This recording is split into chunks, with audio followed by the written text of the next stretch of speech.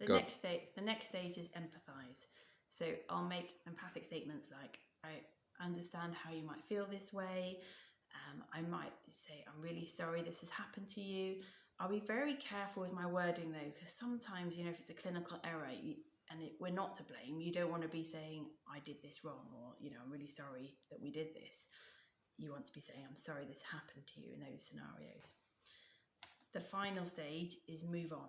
Okay, so we work in a very time limited scenario. We have 10 minutes per patient, and I imagine people in the legal profession have a similar situation. I really can't afford for an angry patient to go on and on for half an hour. Okay, so I would do that gently, sort of move them on to the next stage by saying, thank you for sharing this with me. We now need to move on to a solution. So it's a sort of signal to them, and sometimes they will go on a bit longer, and I will again just calmly just say statements like that. We need to move on now to solution. Have you any idea what might help in this scenario?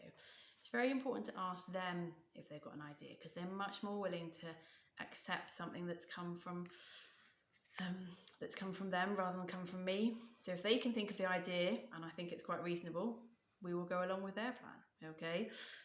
However, if they can't think of an idea, or I need to be a bit more sort of authoritative, then I will sort of outline quite clearly, this is what we're going to do. We're going to do this, this, this, and I'm going to arrange a follow-up in 2 weeks or however long.